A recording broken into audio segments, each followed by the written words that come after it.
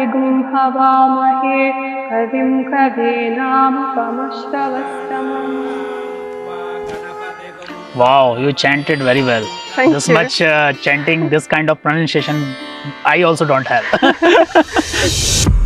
So, do you follow any particular goddess? For me, everything started with Krishna, and then slowly I discovered different energies. You know, I came closer to Shiva, and then 2 years ago, maybe I started really feeling Shakti energy more.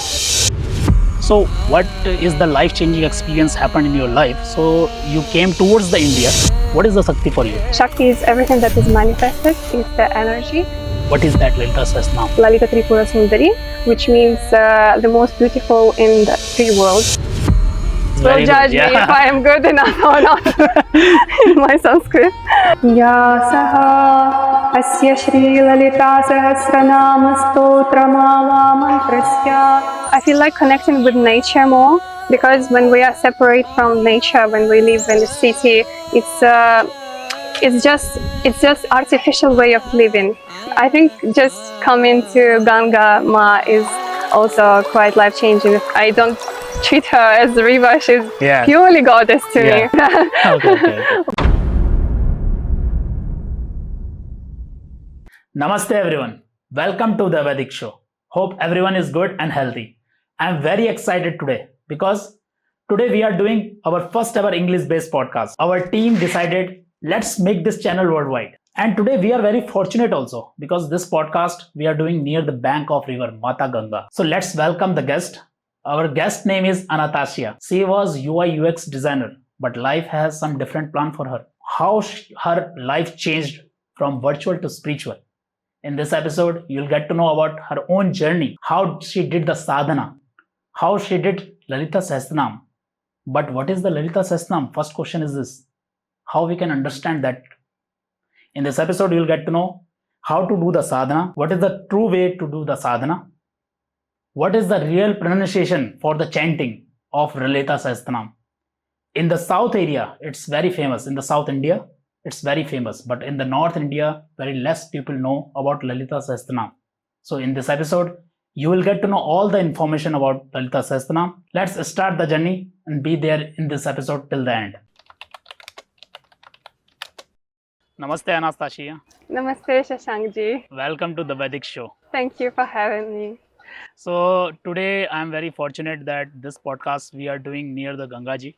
First of all, Mata Ganga. And one more thing is there today is special because this podcast is our first ever podcast in English. And we are very happy to welcome you because you are the first guest and you are very special for us. So thank you for accepting invitation of ours. It's my pleasure. I really love and enjoying it. So first of all, we want to know something about yourself. Our viewers want to know about yourself, like where are you from? What is your name? So my name is Anatashia. I'm from Russia, St. Petersburg. My profession is UX UI design, and my passion is Indian culture, Sanatan Dharma, yoga, philosophy, chanting, and so on and so forth. So you are saying you are from UI UX design, right? Yes. So it's basically software engineering field. It's IT, and you came from the Russia also. That is also different culture. Everything is different there. So what is the life-changing experience happened in your life? So you came towards the India. Your soul is connected towards the India, and you came towards the Indian spirituality. Sure. So I graduated first as a designer. So it was before my first trip to India. But even before, something really profound happened to me. My mother also went to India, and I was just a little girl. I was maybe 10, 11 years old, and we are 5 kids in our family. So she loved India, and she came back to Russia, and she pointed at me like, you have to go to India. And I was just small, and I think... How much was your age? Like 10, 11 years old. And I think she put the seed, to my mind. So later on, when I was 23, I went first time to India. But I was interested in spiritual books, in search of the truth from the age of 16. We had a lot of books about meditation, Buddhism, we had some library of Osho books, and I was just very passionate about searching about spirituality and meditation. So everything started from our library basically, but then somehow everything fell into places, and me and my friend went to India for the first time, and it was like it was exactly life-changing experience actually. So do you follow any particular goddess? If yes, then which goddess you are following or maybe worshipping, meditating? So I don't follow any particular god or goddess. It's just Sanatan Dharma in general. But over the period of time, you have different connection with different forms of God. So for me, everything started with Krishna, and then slowly I discovered different energies. I came closer to Shiva, and then 2 years ago, maybe I started really feeling Shakti energy more, and I feel like also a lot of people are now connected to Shakti much more, so they come closer to her. So this time it's about her for sure. So you are mentioning about Shakti, right? So I just want to understand one more thing. Like for you, what is the Shakti, and what is the Shakti for what you understood in Hinduism or Sanatan Dharma? What is the Shakti for you? So I would want to mention, the knowledge from Shastra because I haven't studied it yet, but I actually want to share my own experience. I think Of course, of it course. would be relevant for the audience. So to me, Shakti is everything that is manifested. It's the energy, and Shiva is the pure consciousness. It's stillness. It's just the space. So and also. Being completely, down to earth. Shakti is just reality that we see. Find your inner peace, finding inner peace, or Yeah. maybe doing the manifestation in that such a way so that you will achieve lots of things. Is it? Yeah. Also, Is it that power? yes, it is. It is the power, but I don't see it, as a tool for achieving anything. I just want to reach the point where we are as close as possible it is can be. So in the Shakti, whenever we are talking about, there is one famous Shakti god is Lalita Sahasranama. Lalita is basically a god name, and Sahasranam is basically there are lots of forms of that god. And basically that Lalita Sahasranam is very famous in South. If we go in the South, like Tamil Nadu, Kerala, or Karnataka, everybody knows about Lalita Sahasranam. But in the north side, like if we come towards the North India part of the North India, we know, but very few people know about Lalita Sahasranama. So if you tell a little bit about Lalita Sahasranam, what is that Lalita Sahasranam? So Lalita Devi is the full name is Lalita Tripura Sundari, which means the most beautiful in the three worlds, and Lalita is also referred to a playful one. So to me, she is Shakti only, but there are just different forms. You can reach Shakti through Durga, through Kali, through Lakshmi. These are all feminine energy, different aspects of it. So I just got connected with her without any explanation, I think. So my teacher, she's Russian, but she has spent a lot of time in South India. So she introduced me to Lalita Sahasranama Stotram. So she is also from Russia? She's from Russia, yeah. So she has studied Ayurveda in Gujarat University. Oh, wow. Yes, and she was here 2 years ago, I think, and we were together in Kunjapuri temple. And she started reciting. Kunjapuri temple in Rishikesh. Yes, right? this Rishikesh, yeah. And she started reciting Lalita Sahasranama Stotram, and I was just fascinated by the power that I could feel. And I asked her, "Can you teach me?" And we started the journey of learning, teaching and learning, and it took me, I think, a year to actually complete the whole text. So did you understand the healing power yet, or it's like still you are learning? It is a long way, but you can feel it from the first lines. You can just start chanting, and you already feel a lot of energy, because you are. It's like somebody come to you and you're sleeping, right? somebody Okay. comes and starts whispering to your ear, Shaashank, Shaashank, Shaashank, and at some point you will wake up, right? So that's what we do. We are invoking her, in ourselves also. So she will kind of awake us also. So Lalita is looking very beautiful name with the name itself, and Lalita is basically form of Parvati. We That's can say, true. right? Yes. And there are Sahasranam. We can say it's like 1,000 names. Mm. It's not exactly the. Sometimes some people are saying it's 1,000 names. Some people are saying it's infinity names. Mm. So what exactly it is? Is it 1,000 forms? Well, there are different, qualities described in Sahasranama. There are different names that are recited in Sahasranama, and it is all exactly. You will hear, Durga name there. You will hear Parvati. You hear like all the goddesses. Different kind of name. energies. Yes, Right? yes, yes, yes. So it is all combined together, and you can feel it when you're chanting it. That the more you chant it, the more beneficial it becomes. So as you mentioned about chanting, right? So some people are saying chanting should be in very good, pronunciation should be in very good, and how fast you need to chant? Is it slow? So what exactly the correct way of chanting? So pronunciation is essential in chanting Sanskrit, any Sanskrit text, any mantra, because it is all vibrations. You cannot, if you just make one small mistake, it can turn the word into completely opposite meaning, Meaning and you will be don't changed, want is that. it? Yeah, yeah, Okay. yeah.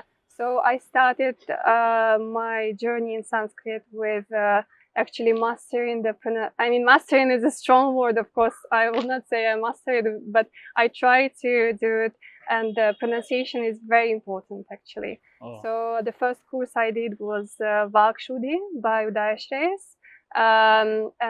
What exactly is Vakshuddhi? Vakshuddhi is the mastering the sound basically. Okay. So So Vag means it's a sound. yeah, Vag Okay. means speech also. Speech. Yeah, yeah. Okay.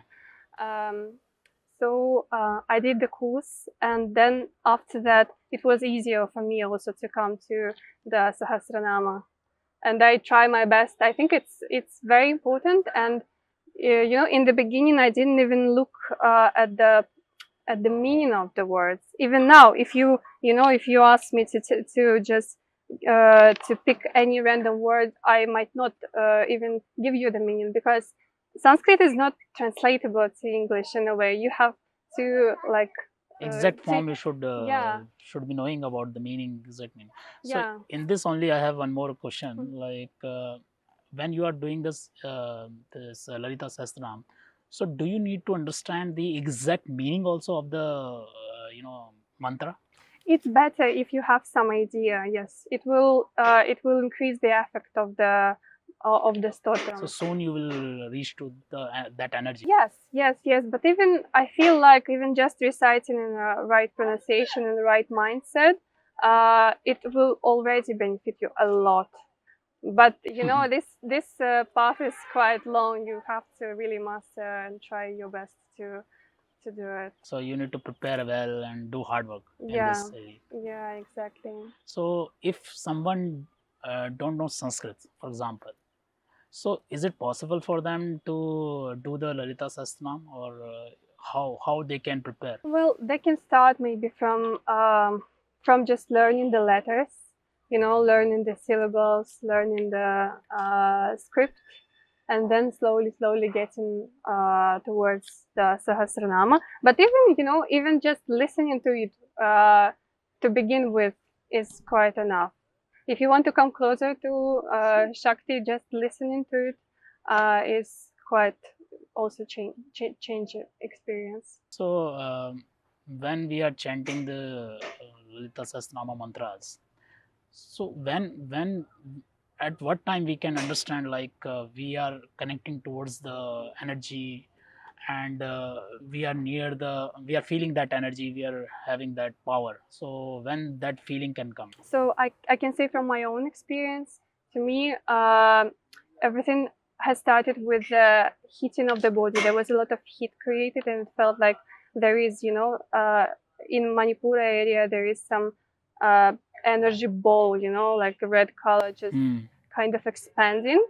also It's uplifting. yeah, Is it? uplifting for sure, for sure. But also with the time, the experience, like the how you feel it, it changes. For example, we were doing our upasana at this time on Navaratri, and I started feeling, some energy also coming here. So I feel like it is a slow process when the energy arises slowly up, but it was never, like so strong and boom, just very gradual and very smooth. Yeah. So, have you personally experienced any transformation in your life after mantra chanting or after doing this beautiful Lalita Sahasranama? So what happened during the year when I started doing the chanting? I moved from one city to another, which was a big thing for me. It was my dream also to move to that particular city. So for me, Is it in Russia only or yeah, is it is outside? in Russia. It is in Russia. Yeah. Okay. So I moved from Moscow to St. Petersburg, and I got apartment there. So I don't know if it is connected. You never know. You have no Yeah. proof, right? Okay. But somehow it was at the same time, and just the inner journey is most important. To be honest, this is all external things, but inner To find journey is yourself something else. internally is more Yes. important than the materialistic Yeah, world. yeah. To be honest, even if, when I just feel tired, if I recite a little bit of Sahasranama, it brings a lot of energy. So it's basically a source of energy for you. Anytime you feel sick, you feel fatigued, it can bring you a lot of energy. So that's a beautiful effect of it. So in Lalita Sahasranam, what kind of practices will come? Like, can I do the mantra, tantra, or what kind of practices I can do so that I can meditate well? I can reach towards that energy somewhat. So, Lalita Tripura Sundari is worshipped in Sri Vedya tradition, which is a tantric tradition, basically. Okay. I would not maybe, suggest anything from my point of view where I am now because I'm not initiated. But you can actually chant Lalita Sahasranama Stotram without initiation. I checked that. Okay. But yeah, ideally it's initiation. Yeah, if you want to follow the tantric path, but I don't think I can comment much on it because I have not been. So what kind of initiated. practices you are doing? Just want to understand your own experience. So I do pranayam just before the chanting so I can clear the nadis. And then I would sit a little bit in meditation. So just want to stop you. What kind of pranayama your practices you are including? Anulom Vilam. Okay, Anulom Vilom. Yeah. And after pranayama, I would sit a little bit for a few minutes, just be still in my meditation, and then I recite Ganapati mantra because we start with Ganapati. He is the gatekeeper of Shakti, and he removes the obstacles. In Hinduism, we used to call he's the first god. We need to basically worship first, and then other gods we can worship. Exactly, because he removes the obstacles, both in material life and spiritual life. So we have to invoke him, and then he kind of opens the door, for you to reach a little bit Shakti. And then I just chant the whole stotram. So you are doing the Bij mantra chanting, or is it like just a japa? So I would maybe just recite Ganesh mantra and then little bit of Lalita Sahasranama. So yeah, of course, yeah, it is very will judge good. Yeah. me if I am good enough or not in my Sanskrit. So yes, we'll start with a prayer to Ganesh.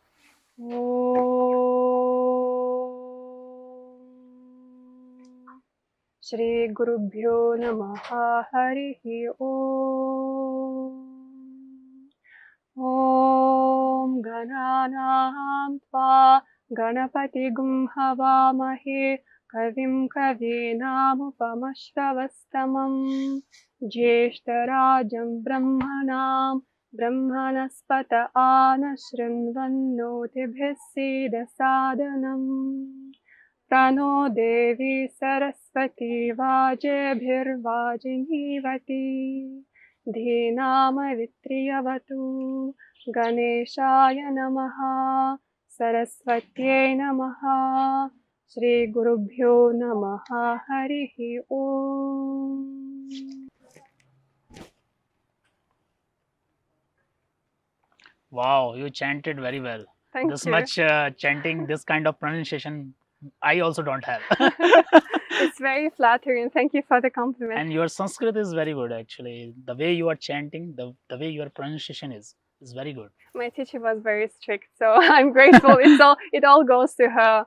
Yeah, I will just recite a little bit of Lalita Sahasranama Of since course, we're yeah, talking very, about very her a nice. lot. Yeah.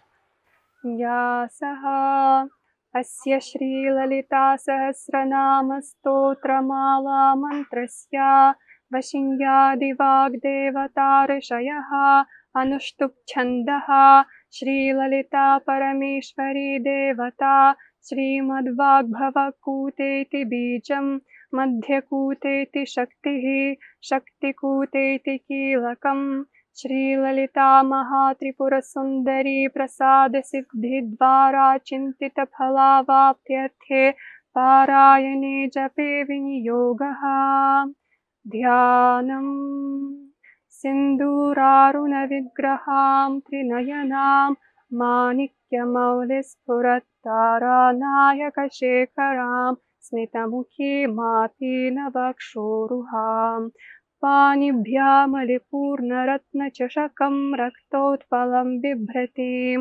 सौम्यां रत्नघटस्थरक्तचरणां ध्यायेत् परामम्बिकाम् अथ श्रीललिता सहस्रनाम स्तोत्रम् ॐ श्रीमाता श्रीमहाराज्ञी श्रीमत्सिंहासनेश्वरी चिदग्निकुण्डसम्भूता देवकार्यसमुद्यता उद्यद्भानुसहस्राभा चतुर्बाहुसमन्विता रागस्वरूपपाशाढ्या क्रोधाकाराङ्कुशोज्ज्वला मनोरूपेक्षुकोदन्दा पञ्चतन्मात्रसायका निजारुणप्रभापूरमज्जद्ब्रह्माण्डमण्डला चम्पकाशोकपुन्नाग सौगन्धिकलसत्कचा कुरुविन्दमणिश्रेणी कनत्कोटिरमण्डिता अष्टमी चन्द्रविभ्राज दलिकस्थलशोभिता मुखचन्द्रकलङ्काभ मृगनाभिविशेषका वदनस्मरमाङ्गल्य गृहतोरणचिल्लिका वक्त्रलक्ष्मीपरीवाह चलन्मीनाभलोचना नवचम्पकपुष्पाभ नासादण्डविराजिता ताराकान्तितिरस्कारी नासाभरणभासुरा कदम्बमञ्चरी क्लुप्तकर्णपूरमनोहरा तातङ्कयुगलीभूत तपनोदुपमण्डला पद्मरागशिलादर्श परिभाविकपोलभूः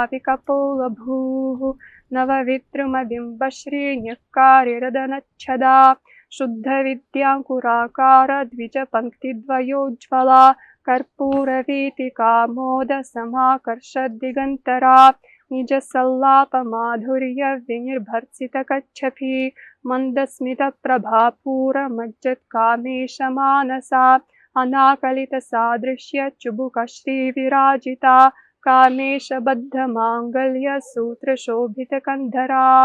Wow, very nice. So your chanting frequency is very good, and your pronunciation is also like very nice.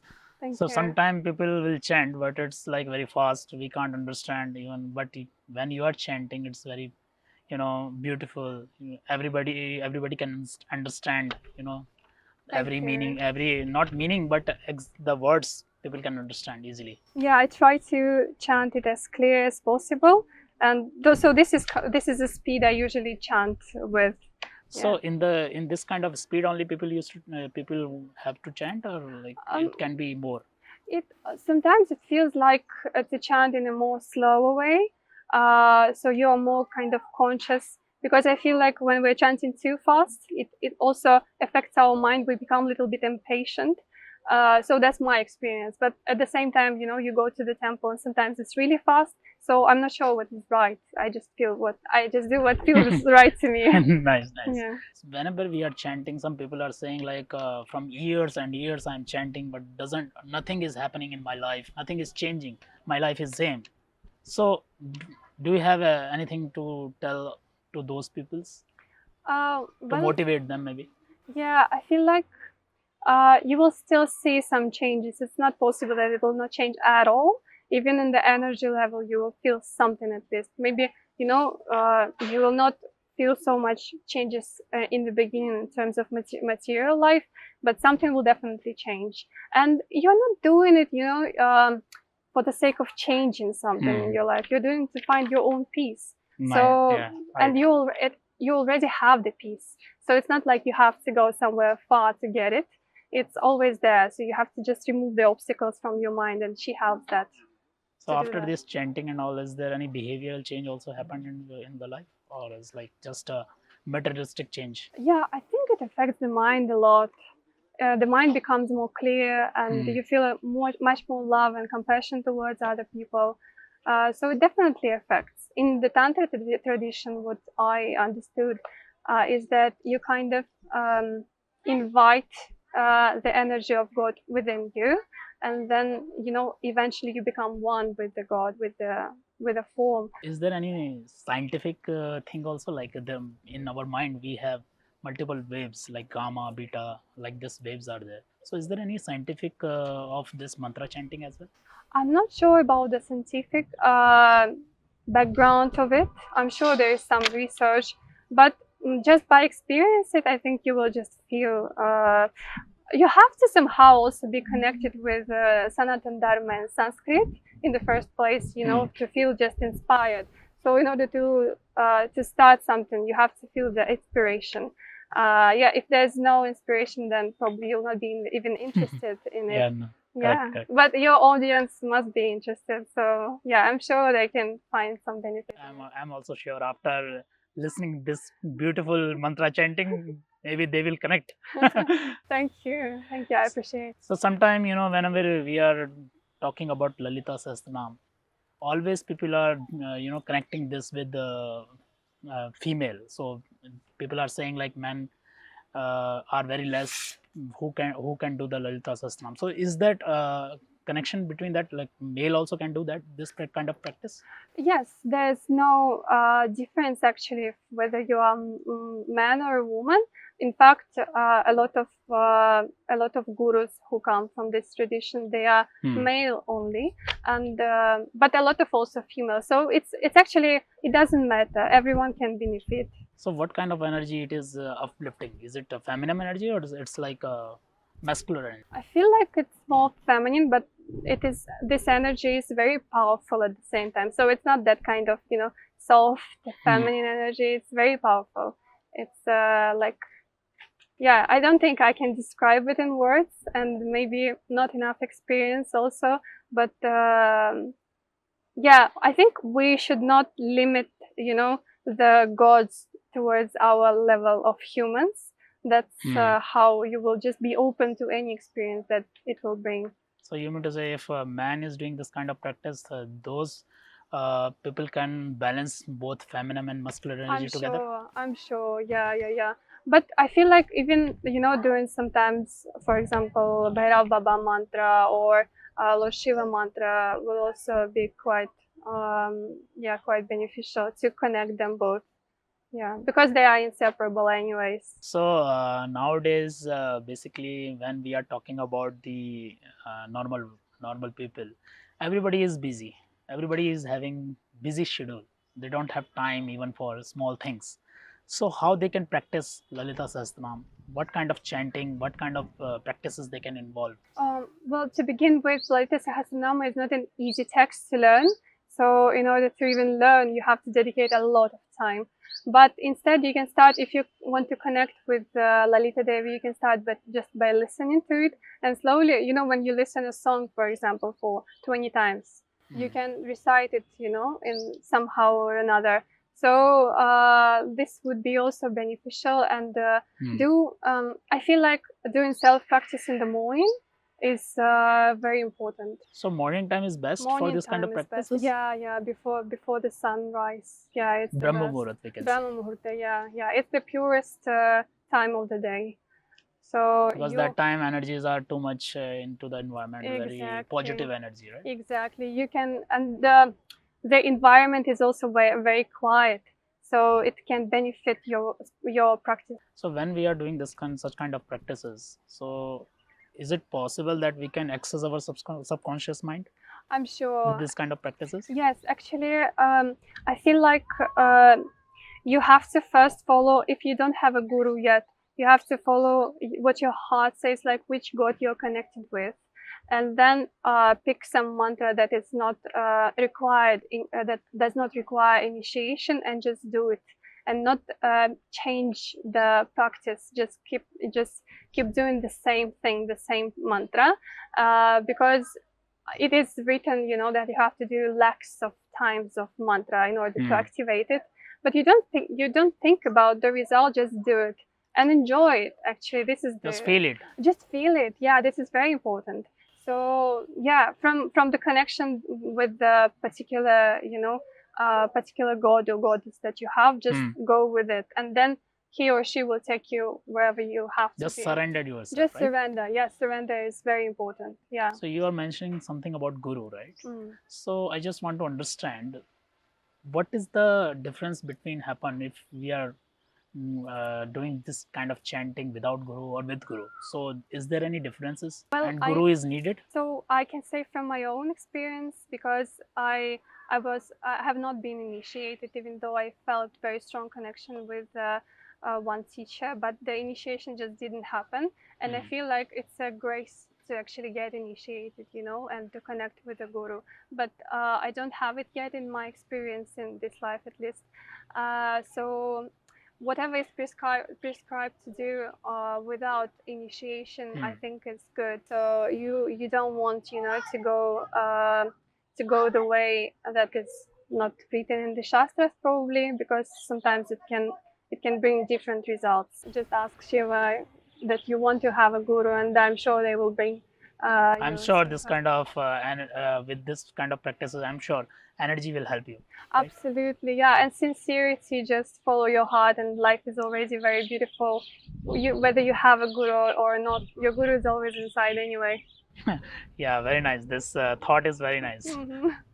So when we are doing this kind of mantra chanting, how to enhance our feminine energy? So I feel like connecting with nature more, because when we are separate from nature, when we live in the city, it's just artificial way of living.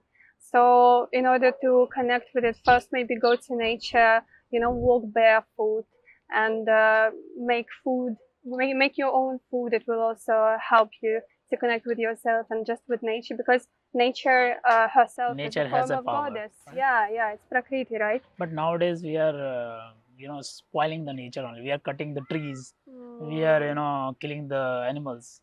So I think somewhat we need to understand this kind of thing also, that we need to connect towards the energy more, positive energy, and we need to not spoil the nature, right? Yes, absolutely. Absolutely. Everyone has to take responsibility, whether you're just throwing a cigarette, for example. It seems like a small thing, but it actually also affects, because Bhumi Devi is also like, we are just standing, on her.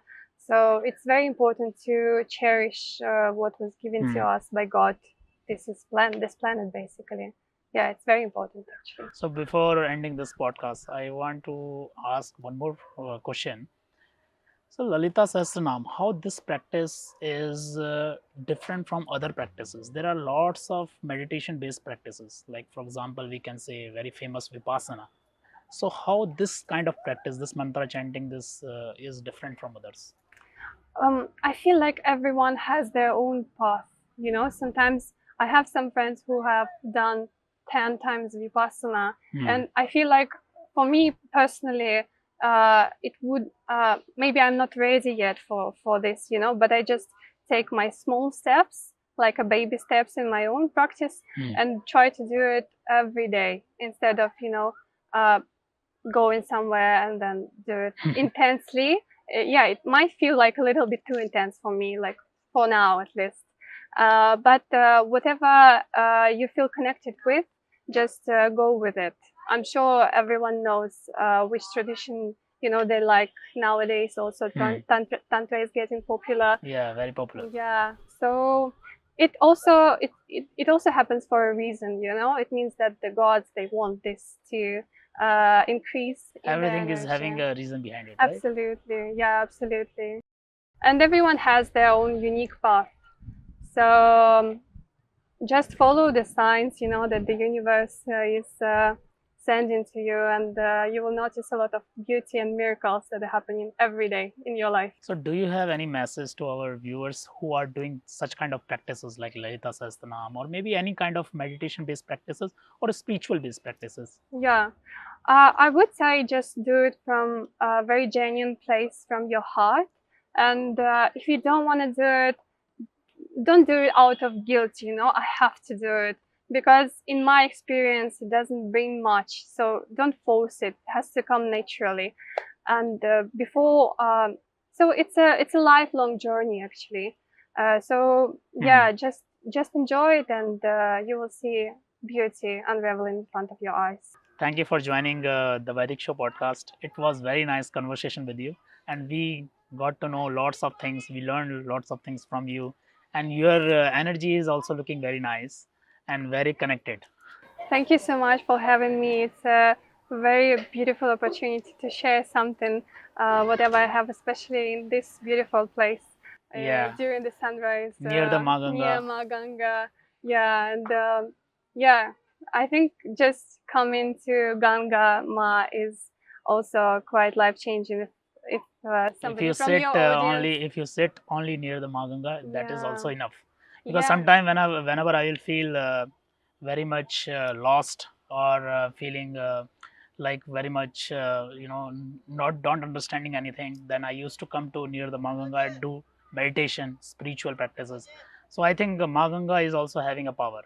Yeah, absolutely. I have to say that I had the most profound meditation after taking the first dip in Ganga, actually. And to me, she is the goddess only. I don't treat her as the river. She's Yeah. purely goddess to Yeah. me.